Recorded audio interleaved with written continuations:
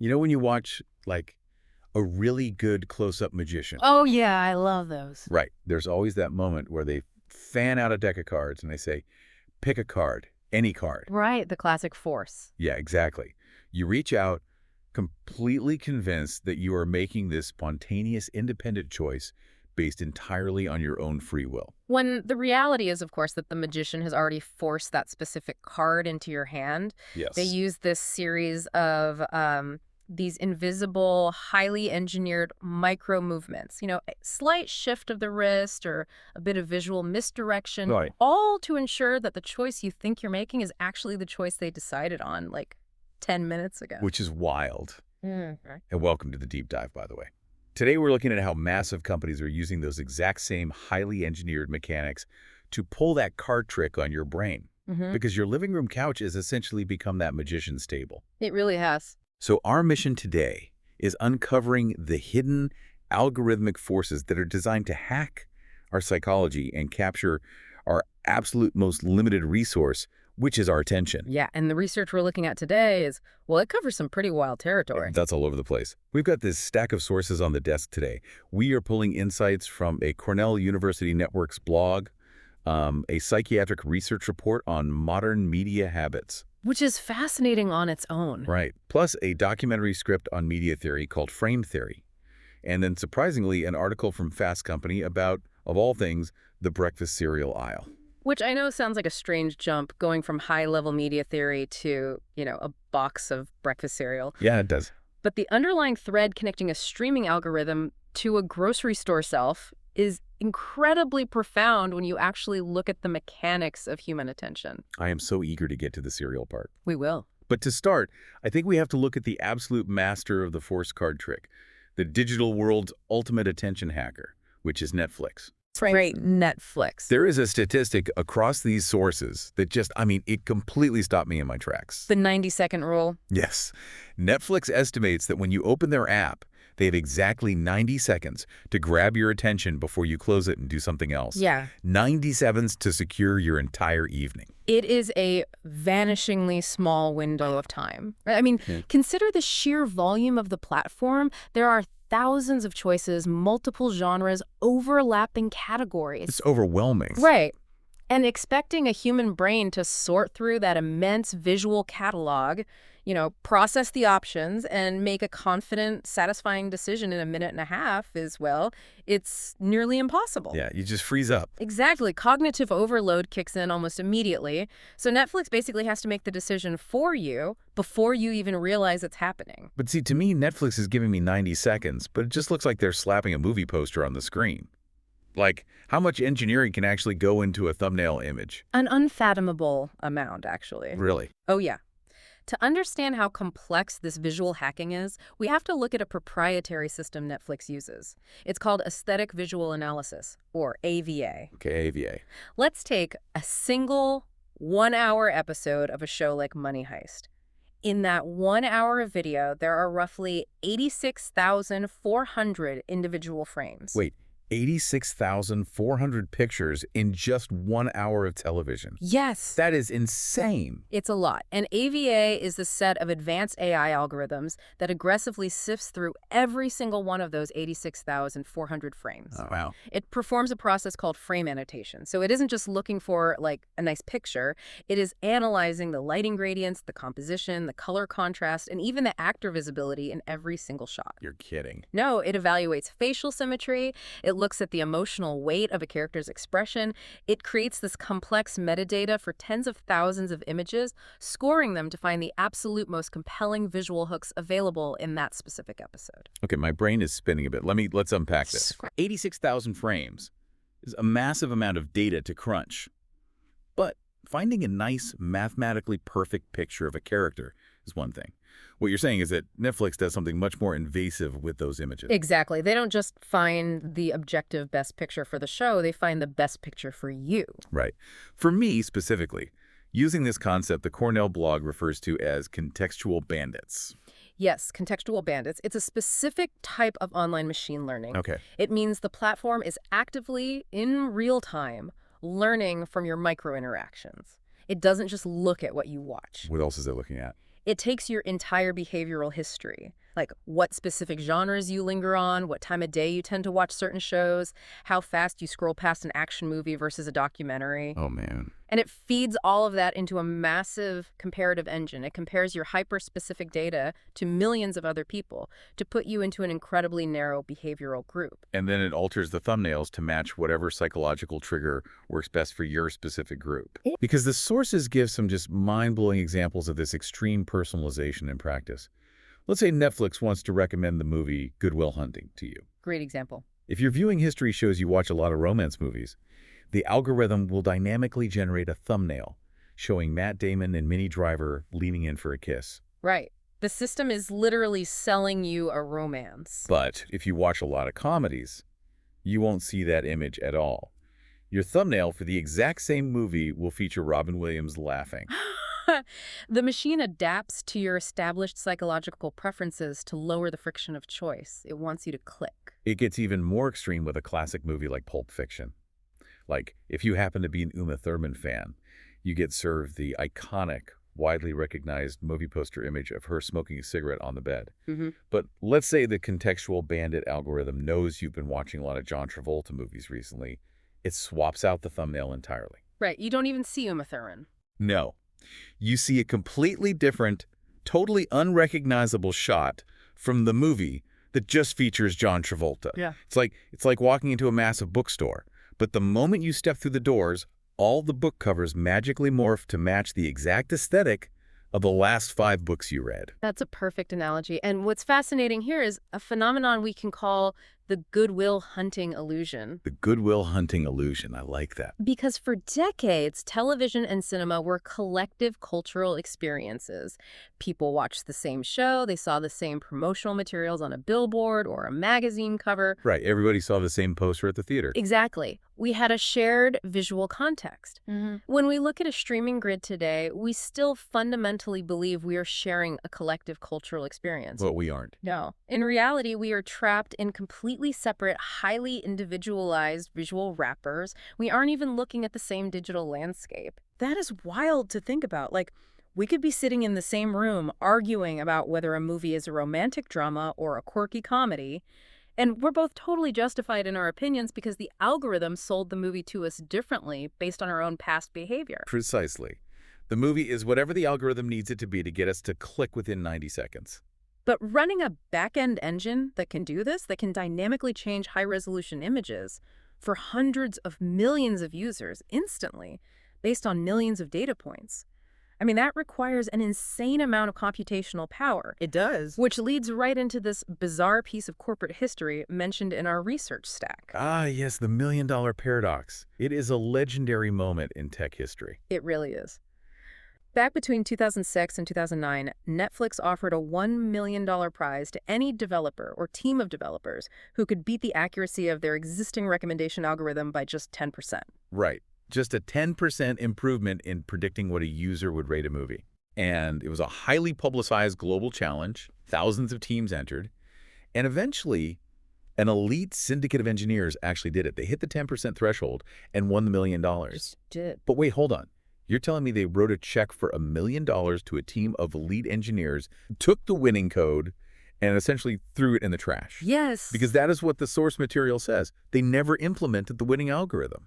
That sounds like a massive corporate disaster. Like, was this just a wildly expensive PR stunt disguised as an engineering challenge? You know, it is very easy to look at it as a failure of implementation, but it was actually a very cold, highly rational business reality. You have to remember the historical timeline here. Okay, lay it out for me. This competition was concluding right as Netflix was shifting its primary business model from mailing physical DVDs to digital streaming. Right, the big pivot. So the winning algorithm was mathematically brilliant. But to achieve that 10% boost, it utilized a combination of over 1,000 blended statistical models. Meaning the math was incredibly heavy. Heavy to the point of being completely unscalable. The engineering effort, the server capacity, and just the pure electricity required to scale that massive, complex code to handle the new streaming reality was impossible to justify financially. Wow. I mean, the sources note that today's Netflix handles over 20 million personalized image requests per second. 20 million per second. Yes. You simply cannot run 1,000 blended statistical models on 20 million requests every single second without breaking the bank on infrastructure costs. It just melt the servers. Exactly. The code itself was entirely useless for a live production environment. However, the prize was still a massive, calculated win. How so? Well, it generated years of global marketing hype. It established Netflix not just as a movie rental service, but as a premier tech company. And it served as the ultimate recruitment tool. Right. They effectively crowdsourced the smartest engineering talent on the planet. So the code was a total loss, but the sheer volume of attention it garnered was the real return on investment, which is incredibly fitting for a company built entirely on an attention economy. But, getting you to click the thumbnail of Robin Williams or John Travolta, that's only step one? Right. Step 1 is surviving the 90-second window. Step 2 is making sure the viewer never leaves the ecosystem. And this is where we dive into the psychology of the binge, the dopamine trap. Because streaming completely dismantled the traditional mechanics of television. It really did. It used to be a scheduled event, right? You watch an episode on a Thursday night, you wait an entire week to find out what happens next. Now, whole seasons drop at once. And according to the psychiatric research we reviewed, this structural shift taps into a few very specific, very ancient human brain functions. It completely bypasses our modern logical reasoning and goes straight for our primal neurological wiring. Okay, so walk me through the biology here. The first concept to understand here is unit bias. This is a deeply hardwired human need for completion. Unit bias. It's the exact same psychological mechanism that makes you feel compelled to finish everything on your dinner plate, even if you are already full. Or the urge to check off every single item on a to-do list before you can relax. Oh, I totally get that. So when you watch an episode of a show, your brain registers the overarching story as an incomplete unit. Exactly. So to get that feeling of cognitive closure, your hand just automatically reaches for the remote. But Netflix and the other platforms, they don't even let you reach for the remote anymore. They introduced the autoplay feature. Which was huge. Autoplay removes the friction of choice. It gives you perhaps 5 seconds of breathing room before the next episode simply begins. You just sit there. Right, you don't have to actively choose to keep watching. You have to actively choose to stop. Oh, wow. But the autoplay feature is supercharged by a second, highly documented psychological trigger called the Zeigarnik effect. The Zeigarnik effect. I love this concept so much. It's powerful. It's the psychological principle that our brains have an absolute inability to tolerate unfinished tasks. Like, we remember interrupted or incomplete things much more vividly than things we've actually finished and resolved. Yes. This is why cliffhangers are so uniquely potent in a streaming environment. A cliffhanger at the end of an episode isn't just a fun storytelling device. It creates a literal mental itch in your brain. A mental itch. Your cognitive system struggles to leave a narrative unresolved. It takes up active memory. So you combine these elements. You have the unit bias pushing you to complete the season. Right. You have the Zeigarnik effect creating a burning mental itch to resolve the cliffhanger. And you have the autoplay feature removing your physical ability to pause, reflect, and think logically about what time it is. And the physical toll of this engineered loop is completely measurable, isn't it? The psychiatric report detailed exactly what happens to our brains during a long binge-watching session, and it paints a pretty bleak picture of our neurobiology. It is incredibly taxing on the body. First, every time a narrative tension is resolved or a massive cliffhanger pays off, your brain's reward pathway gets hit with a concentrated rush of dopamine. Right, which feels great. It feels highly rewarding in the short term. But prolonged binge-watching actually begins to temporarily weaken the activity in your prefrontal cortex. And the prefrontal cortex is the part of the brain that's supposed to be the adult in the room, right?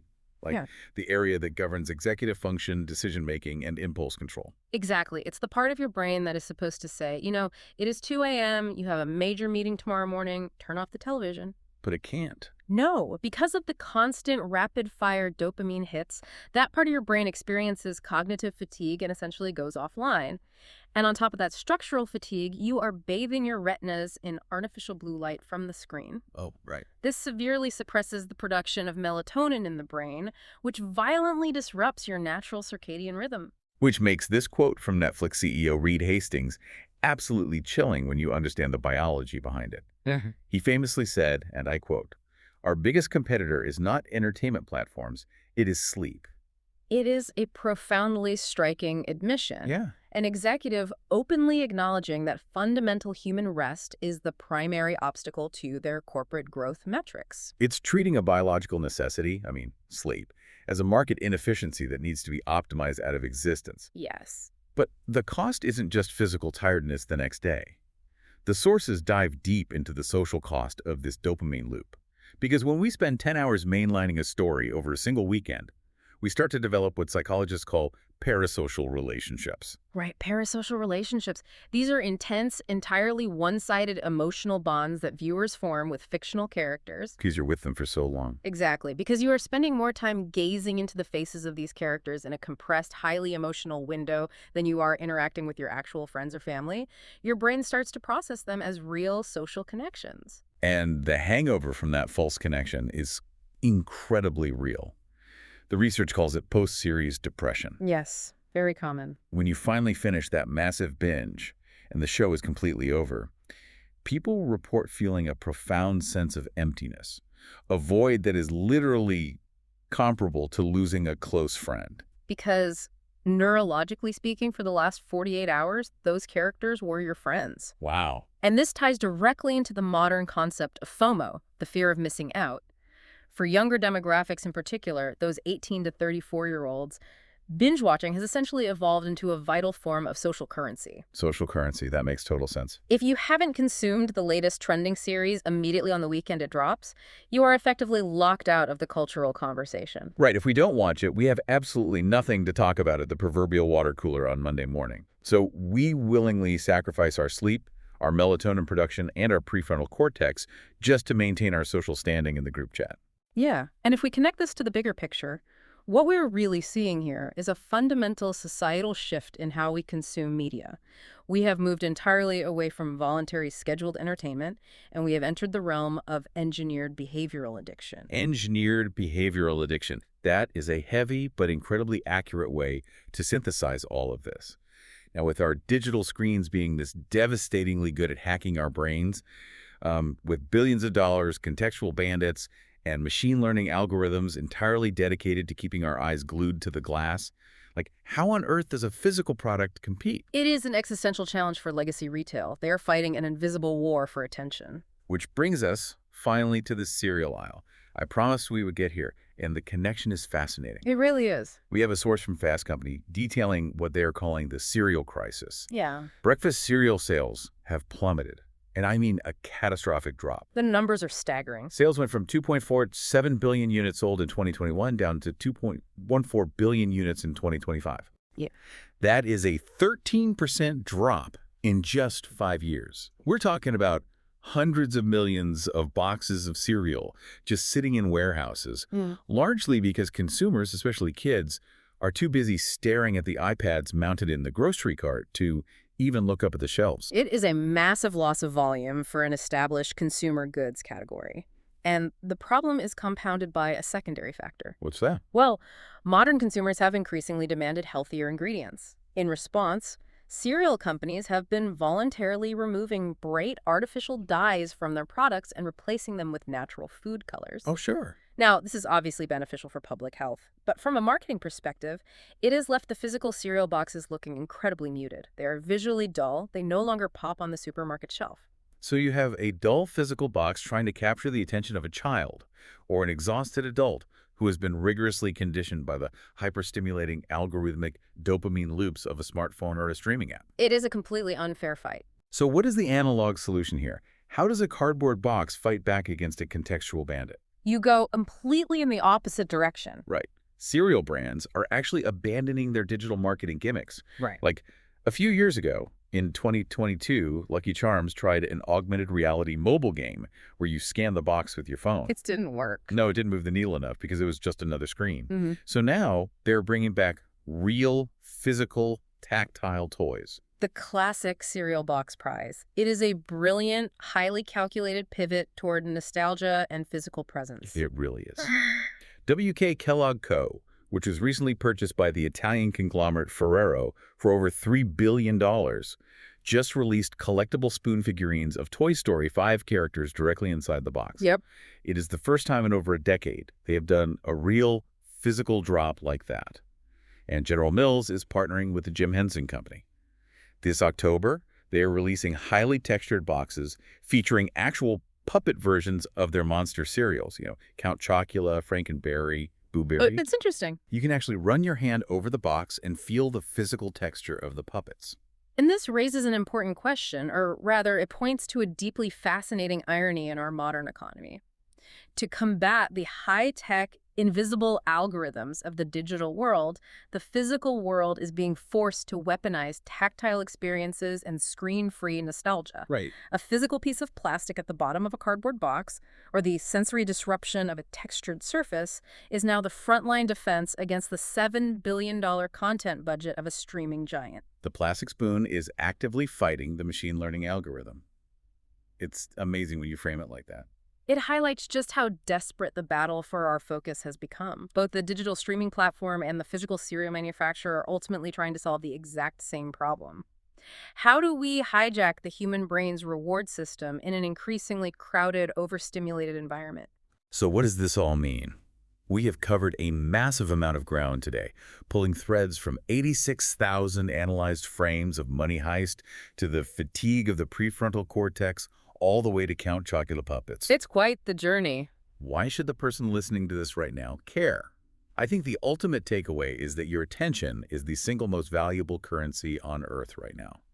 It is being mined, analyzed, and manipulated by systems you cannot even see. Absolutely. Whether it's an AI instantly generating a thumbnail of John Travolta just to stop your thumb from scrolling, or a massive food conglomerate dropping a plastic spoon in a box of flakes so you'll look away from your phone in the grocery aisle, your daily choices are being heavily engineered by invisible forces. And as we look toward the near future, those invisible forces are only going to become more sophisticated and more intimate. Intimate. How so? Well, the documentary script we reviewed, Frame Theory, it touched on this briefly, but if we project these current trends forward, we are rapidly heading toward an era of interactive binging driven by advanced generative AI. Interactive binging. That sounds like a whole new level of the forced card trick. It is. Imagine a streaming platform that doesn't just change the static thumbnail image to match your profile. Imagine a system that uses your device's own camera to read your facial microexpressions, Oh boy. to monitor your heart rate and gauge your emotional state in real time, and then uses generative AI to alter the actual storyline of the show as you are watching it, specifically to maximize your personal engagement. Are you serious? Think about it. If the camera detects that your eyes are wandering and you look bored, the AI instantly generates a high-stakes action sequence. If your pupils dilate during a quiet romantic scene, the AI extends the dialogue to keep you locked in. Oh, wow. That is equal parts incredible and completely terrifying. The media wouldn't just be personalized, it would be biologically reactive. Yes, and it leads to a profound philosophical question that I think we all need to mull over as we navigate this escalating attention economy. What that? If AI eventually reaches a point where it can alter a show's narrative in real time based purely on your physiological reactions and emotional state, are you still watching a story, or is the story watching you? Wow. It's the story watching you, man. That is a thought that's going to stick with me for a Yeah. long time. We started today talking about the close-up magician fanning out the deck of cards, making you feel like you were in complete control of your choices. It turns out the illusion is a lot deeper, the mechanisms are vastly more complex, and the stakes for our own autonomy are a lot higher than just a simple card trick. I'd say so. You might want to think twice the next time you feel that automatic urge to click next episode. Thanks so much for joining us on this deep dive. Keep questioning the narrative, and we'll see you next time.